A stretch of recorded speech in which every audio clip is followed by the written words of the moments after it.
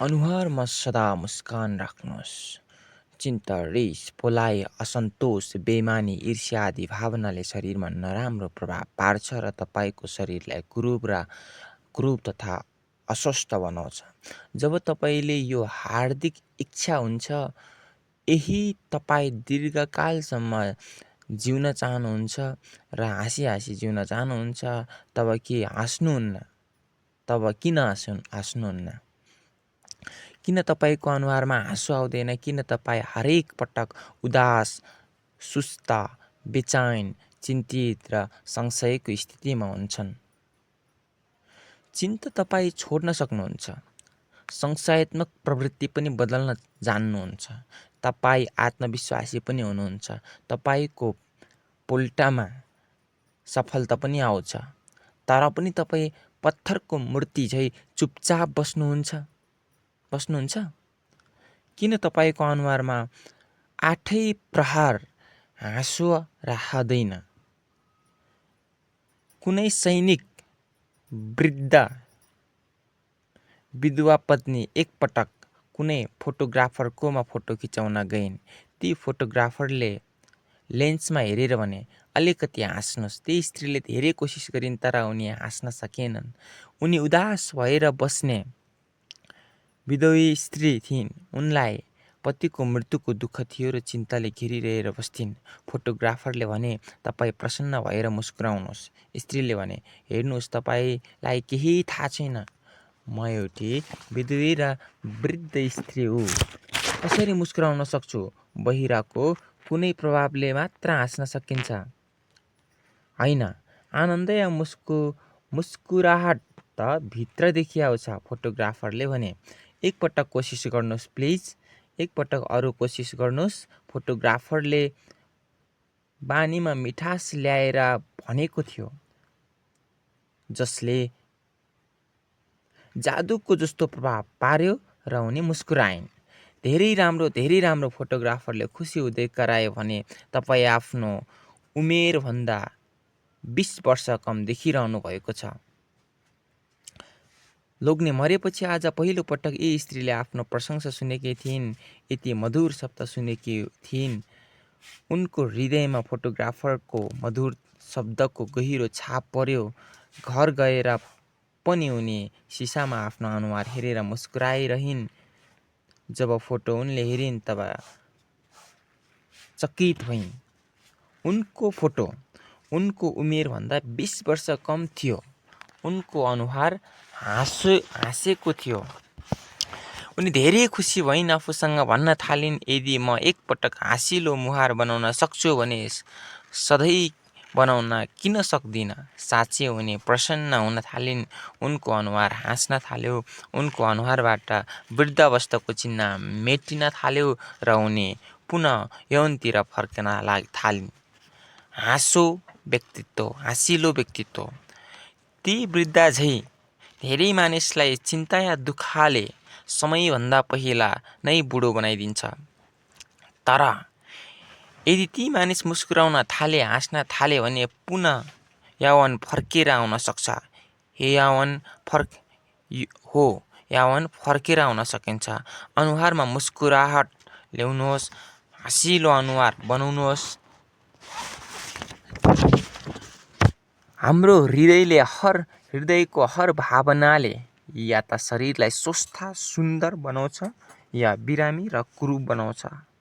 Harvard विद्यालय एक प्रोफेसरको भनाइ छ, हर राम्रो र नराम्रो कामको चोटले आफ्नो मनमा रेखा तानिदिन्छ। त्यो रेखा कहिल्यै मेटिँदैन।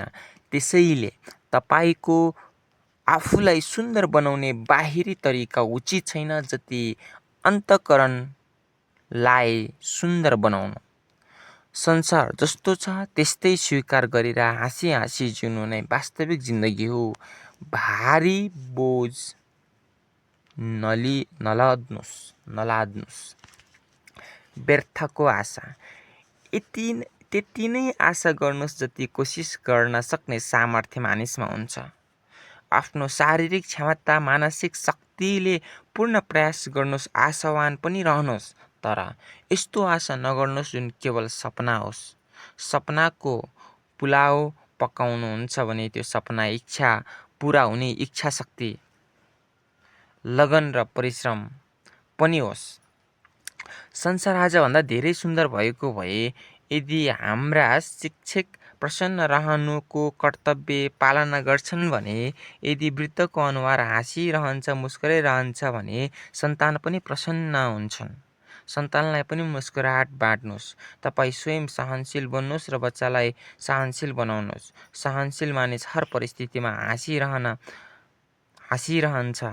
तपाईँको अनुहार हाँसिरह्यो भने तपाईँलाई हेर्नेछन्, मानिसले तपाईँलाई हेर्नेछन्, तपाईँसँग भेट गर्नेछन्, उनीहरू पनि प्रसन्न हुनेछन् र मुस्कुराहट छर्नेछन्।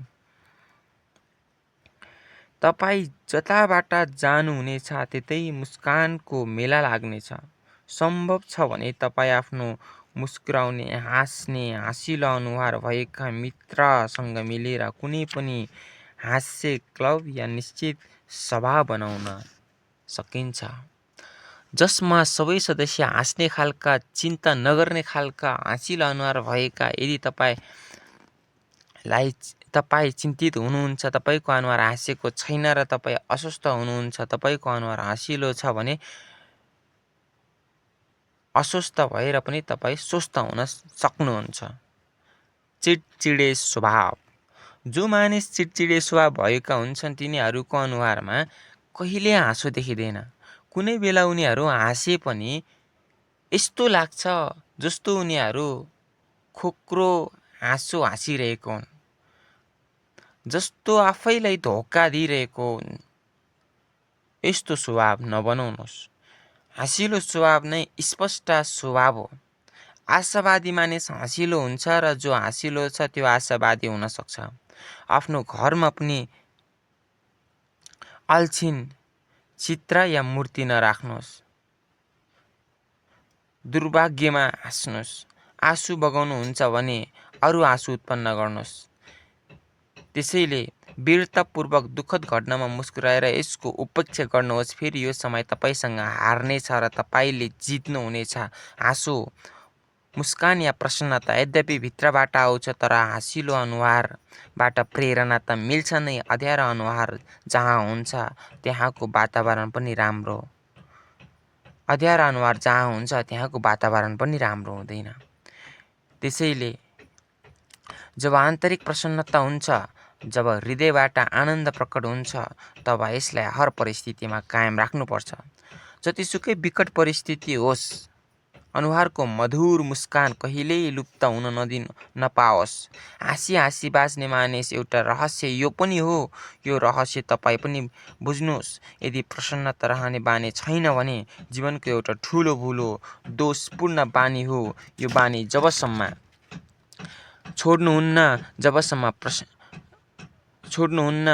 जबसम्म प्रसन्न हुने बानी बसाउनुहुन्न, तबसम्म जीवनको साँचो आनन्द प्राप्त गर्न सक्नुहुन्न। कहिलेकाहीँ परिस्थितिवश हामीहरू लाचार हुन्छौँ, हाँस्न कठिन लाग्छ, मुस्कान गायब हुन्छ, बस चल्दैन। तब पनि सोच्नुपर्छ, भगवान र मानवप्रति तिम्रो कति कर्तव्य छ। ती कर्तव्यमध्ये एक कर्तव्य सबैलाई प्रसन्न बनाउनु पनि हो। हामी मानव प्राणी हो। हामीलाई दिव्य जीवन जिउने अधिकार प्राप्त छ। हामीले यो सहर्ष स्वीकार गर्नुपर्छ। धेरै मानिसहरू यस्ता हुन्छन् जो अनजान, अपरिचित पनि हाँसेको कुरा गर्छन्। यस्ता हाँसिलो मानिससँग भेट्ला खुसी मिल्छ। जहाँ जान्छन् फुल फुलाउँछन्। तपाईँ पनि हाँसिलो बन्नुहोस् र फुल फुलाउनुहोस्। हाँसी जिउने यो पनि एक अत्यन्त सरल बाटो हो। हाँसी जिउन चाहनुहुन्छ भने आजैदेखि यो बाटोमा अगाडि बढ्नुहोस्। जति नै दुःख भए पनि, जति नै समस्या आए पनि प्रभु भक्तिमा लीन हुनुहोस् र आफ्नो दुखी आँसु पुछ्नुहोस्। प्रभुले तपाईलाई रुनको लागि पठाएका होइन, हाँस्नका लागि पठाएका हुन्। यो सृष्टिका सौन्दर्य फैलाउन पठाएका हुन्। धन्यवाद।